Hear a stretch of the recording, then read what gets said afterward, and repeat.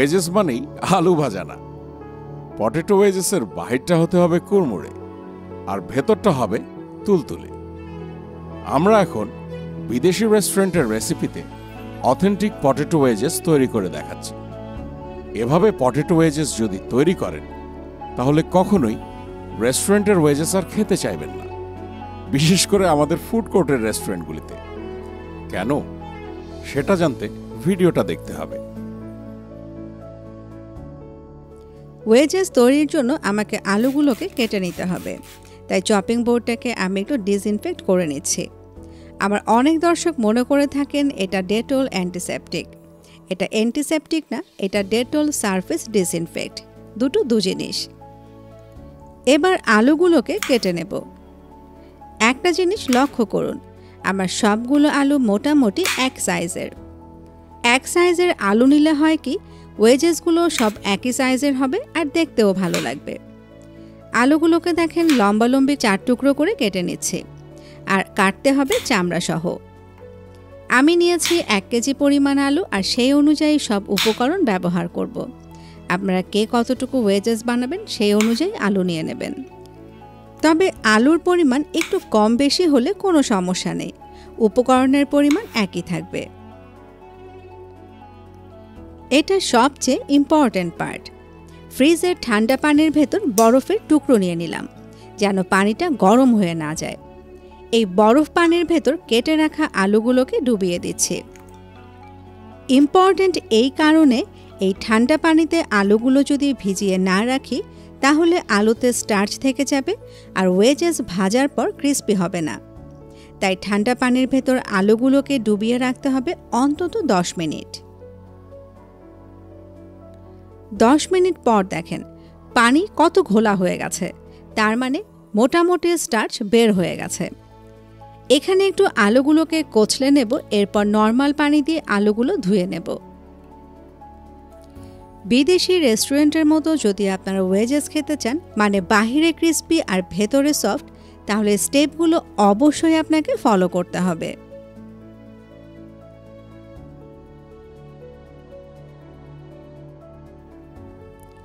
এবার আলুগুলোকে একটু ভাপিয়ে নেব। পর্যাপ্ত পরিমাণ পানিতে লবণ নিয়ে নিলাম, একটু মিক্স করে নিচ্ছি। লক্ষ্য করলেন হয়তো পানি কিন্তু টকবক করে ফুটছিল। এখন পরিষ্কার করে রাখা আলুগুলো দিয়ে দিচ্ছি। লবণের ব্যাপারটা একটু ক্লিয়ার করি। লবণ এমনভাবে দিতে হবে যেন মিক্স করার পর চেখে দেখলে পানি নোনতা লাগে। আলু দেওয়ার পরপরই দেখবেন পানির টকবকে ভাবটা একদমই চলে গেছে। এবার চুলোর আঁচটাকে ফুল রেখে অপেক্ষা করছি পানিতে ভালো করে একটা বলক আসা পর্যন্ত। একটু বুঝিয়ে বলি, আলুগুলোকে আমরা ভাপিয়ে নিচ্ছি, একদম সেদ্ধ করে ফেলছি না। একদম সেদ্ধ করে ফেললে ওয়েজেসগুলো বাহিরে ক্রিস্পি হবে না আর খেতেও ভালো লাগবে না। দেখেন পানিতে টকবকে বলক চলে এসছে। এবার আলুগুলোকে একটা ঝাঁঝরিতে তুলে নিচ্ছি। গরম পানি থেকে তোলার পর আলুগুলোকে একটু ঠান্ডা করে নেব, যেন হাত দিয়ে ধরা যায়। আলুগুলো মোটামুটি ঠান্ডা হয়ে গেছে। 2 টেবিল চামচ কর্নফ্লাওয়ার নিয়ে নিচ্ছি। এখানে কর্নফ্লাওয়ারই দিতে হবে। চালের আটা, বেসন বা ময়দা এগুলো দিয়ে যদি করি তাহলে ওয়েজেসের বাহিরের ক্রিস্পি ভাবটা ভালো হবে না। 1 চা চামচ লবণ, আধা চা চামচ পাপরিকা পাউডার, সেই সাথে আধা চা চামচ অরিগানো। এই পাপরিকা পাউডার আর অরিগানোর জন্যই পটেটো ওয়েজেসে অথেন্টিক ফ্লেভারটা আসে। একটু স্পাইসি করার জন্য চিলি ফ্লেক্স নিয়ে নিচ্ছি আধা চা চামচ। আপনারা যারা ঝাল কম খান তারা চিলি ফ্লেক্সটা বাদ দিতে পারেন, আবার বাচ্চাদের জন্য করলেও আমার মনে হয় চিলি ফ্লেক্সটা স্কিপ করাই ভালো। সব শেষে সাদা গোলমরিচের গুঁড়ি 1/4 চা চামচ। এই সাদা গোলমরিচও পটেটো ওয়েজেসের জন্য খুবই ইম্পর্ট্যান্ট একটা উপকরণ। একটু টস করে নিচ্ছি। আলুগুলো যেহেতু একটু ড্রাই অবস্থায় আছে তাই আলুর গায়ে ভালোভাবে উপকরণগুলো লাগবে না। সেই জন্য করব কি, 2 টেবিল চামচের মতো নর্মাল পানি নিয়ে নিচ্ছি। এই 2 টেবিল চামচ পানি দেওয়ার উদ্দেশ্য হচ্ছে উপকরণগুলো আলুর গায়ে লাগার জন্য। এবার একটু সময় নিয়ে খুব ভালো করে টস করে নিচ্ছি। ভালো করে যদি টস না করি তাহলে কোনো উপকরণ আলুর গায়ে লাগবে, আবার কোনোটা লাগবে না। জিনিসটা একটু সময় নিয়ে দেখাচ্ছি। দেখেন কিভাবে আমি ঘুরিয়ে ঘুরিয়ে আলুগুলোকে টস করে নিচ্ছি।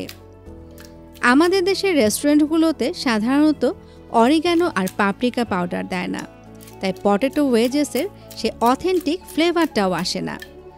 খেলে মনে হয় যেন আলু ভাজা খাচ্ছে। টস করা হয়ে গেছে। দেখেন আলুর গায়ে সবগুলো উপকরণ কত সুন্দরভাবে একদম মাখা মাখা হয়ে গেছে। এবার আমি ভাজতে চলে যাচ্ছি। ওয়েজেসগুলো ভাজতে হবে ডুবো তেলের মধ্যে। তবে এখানে একটা ইম্পর্টেন্ট টিপস আছে।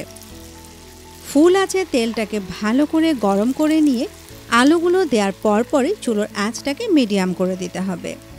তা না হলে বাহিরটা লালচে হয়ে যাবে আর ভেতরটা কচকচা থেকে যাবে। তাই মিডিয়াম আঁচে একটু উল্টে পাল্টে সময় নিয়ে ওয়েজেসগুলোকে ভেজে নিতে হবে। কিছুক্ষণ ভাজার পরই দেখেন ওয়েজেসগুলোর গায়ে বিদেশি ওয়েজেসের মতো একটা টেক্সচার চলে এসছে। আমি ডুবো তেলে ভাজছি, আপনারা চাইলে ওয়েজেসগুলোকে বেকও করতে পারেন। ভাজাভাজি নিয়ে নতুন করে আর কিছু বলার নেই। একটু সময় নিয়ে উল্টে পাল্টে ওয়েজেসগুলোকে ভেজে নেব। আর এক ব্যাচে যদি না হয় 2-3 ব্যাচে ওয়েজেসগুলোকে ভেজে নেব। দেখেন কত সুন্দর একটা টেক্সচার চলে এসছে। দেখে নিশ্চয়ই বুঝতে পারছেন ওয়েজেসগুলো কতটা ক্রিস্পি হয়েছে। বাচ্চারা তো একদম লুফে খাবে। যেটা বললাম, একইভাবে আমি বাকি ওয়েজেসগুলো ভেজে নিচ্ছি।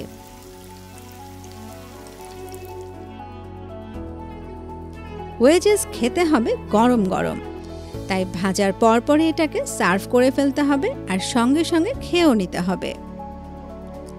ওয়েজেসের টেস্টটাকে আরও বাড়ানোর জন্য আপনারা ওয়েজেসের সাথে tomato sauce, green chilli sauce বা মেয়োনিজ সার্ভ করতে পারেন। সবগুলোর ভিডিওই আমার চ্যানেলে আছে। আর তৈরি করতে দেখেন খুব একটা বেশি সময় লাগলো না, তাই ঝটপট ফ্যামিলির জন্য তৈরি করবেন। আর দোয়া করার সময় অবশ্যই আমাদের কথা মনে রাখবেন। এতক্ষণ সময় দিয়ে সাথে থাকার জন্য সবাইকে অসংখ্য অসংখ্য ধন্যবাদ।